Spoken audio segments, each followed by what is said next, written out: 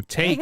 But I feel like you even more happier because Chase Claypool is coming to Chicago. So, guys, Chase Claypool did get traded to the Chicago Bears on Tuesday before the deadline, and we all kind of thought the Bears were kind of having like this fire sale, which like we'll kind of get into that later. But Combs, way or no way, Chase Claypool instantly makes the Chicago Bears team a playoff contending team. No way. Look, I'm excited about the move. I love the pickup of Chase Claypool. I think it's a great move. But I think it's a move for the future.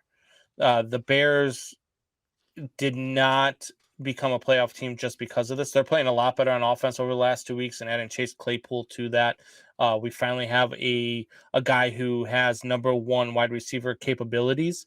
I'm not saying he is a true number one wide receiver just yet, but you have to look at what he did his rookie year as kind of a staple as to what he can be, right? Where I believe he had something like 13 touchdown catches, and I believe he had 100 catches that year. But over the last 2 seasons, he's played with a quarterback who was well beyond the time where he should have retired. And this year he's been playing with Mitch Trubisky, and us Bears fans know what that's all like. So it's not. I don't feel like the last 2 seasons is something you can grade Chase Claypool's ability on, right? I believe Chase Claypool can be a number one wide receiver in this league. And then when you put him alongside with a guy who I've been saying can be a number 2 or even a nice number 3 in Darnell Mooney, you can have a really dynamic offense, right? Then you got to get Cole Kmet going. And I'm hoping that, reuniting with Chase Claypool, the 2 Notre Dame guys, I'm hoping that Cole Kmet will get it going because he's been a real big disappointment for me anyway, from what I expected him to be coming out of Notre Dame. Being a big Notre Dame fan myself, I watched him closely, and I expected a lot more than what he's been able to produce.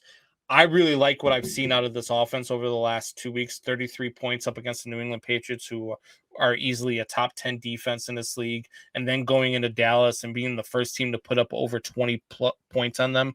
That I like what I see from them. They're finally calling RPOs. They're finally doing that.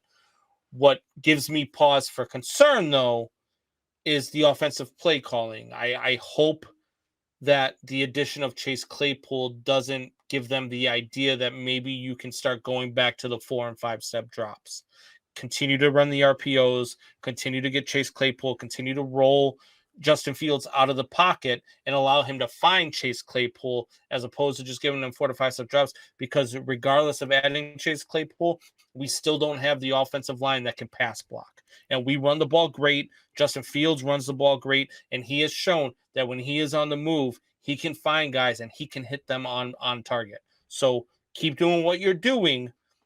Now, that being said, I don't think that gives you victories against some of these other teams that you're about to play. Like I don't think that you're going to beat the Miami Dolphins this weekend.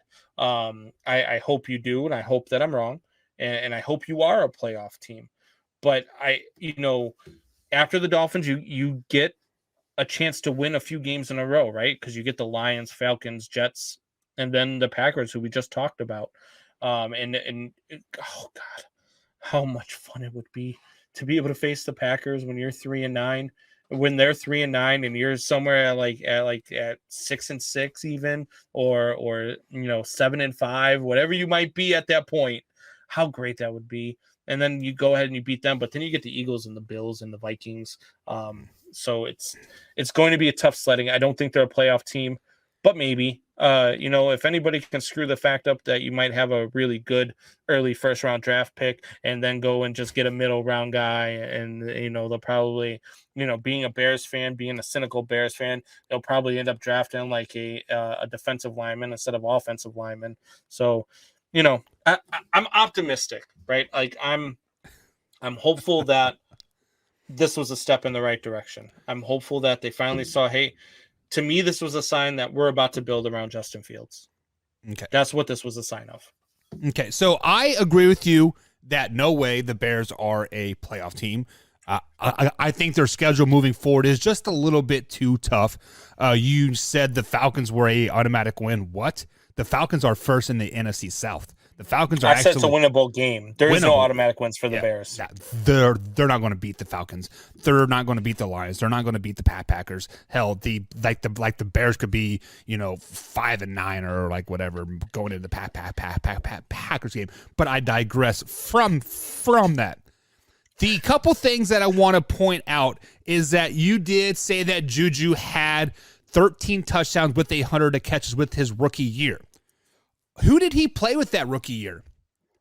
It was a receiver by the name of Juju Smith-Schuster that was at his freaking pinnacle at that point. They were doubling and triple teaming that guy, so Chase Claypool was able to run free. Once Juju went down with the injury the following year, Chase Claypool had to step up and be that number one guy. His production went way down really, really fast. Therefore, that tells you that he cannot be a number one receiver. Okay, I get it. Ben Roethlisberger over the hill. He should have retired years ago, yada, yada, yada. Okay, fast forward to this season. Same thing.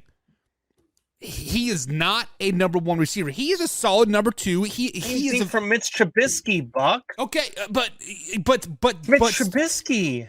He is still not a number one receiver in any team whatsoever. He is a good two, if not a number three. He is a great complementary wide receiver. When he has a chance to run against zone coverage, one-on-one coverage, he's a pretty good receiver. Let's say a top 10 receiver if he has that ability. But when you are a true number one on a team, you are going to get double teamed. You are going to get bracketed. You're not going to get the number two or a linebacker on you every play. You're going to get the best cornerback every play. And you can say the Chicago Bears are making steps in the right direction, but everything that you just said is going to prove my point. Now that they think they have a number one red receiver in Chase Claypool, they're going to start throwing the ball again and being ignorant again. They're going to get Justin Fields killed just when they started to get healthy and get right. I love the RPOs that they are running. Very successful against the Patriots. Very very successful against the Dallas Cowboys. I've been screaming for it all year, haven't I, Buck? What? Haven't I been screaming for it all year? Right. You have been screaming for it all year. But the minute you think you get a number one receiver, what do you want to do? You want to play with the new shiny toys. And that's what you might be right. I mean, that's what the Bears are prone to do. That's what their coaching staff has always been.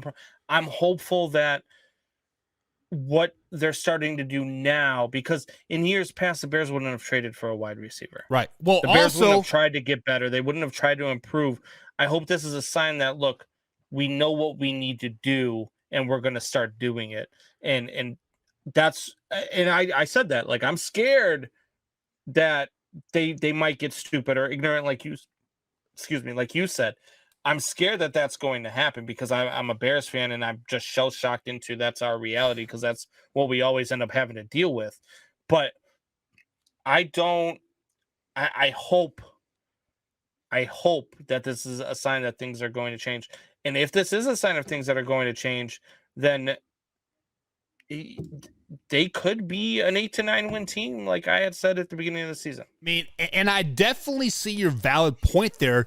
But also on the flip side of the coin, earlier in the show, we were saying that the Chicago Bears were trying to make a move for Cam Akers. So clearly they're not satisfied with their tailback right now. So I feel like they're truly just going to take the RPO game out for the next several weeks, get Justin Fields killed, maybe put up 6-8 points tops, and they're going to be right back to square one again. And as your friend, I feel sorry for you because your Bears have built you up, saying, "Hey, we are going to do well. We're going to do well," and then crashing back down to reality. Come on, man. Yeah, you know. Thank you for checking out that man-hour clip. Be sure to hit the subscribe and like button and below, and of course, share us with a couple friends. But if you like what you just saw, click right here to check out our latest video, and of course, click right here to subscribe. And as always, Man Hour Nation, rise up.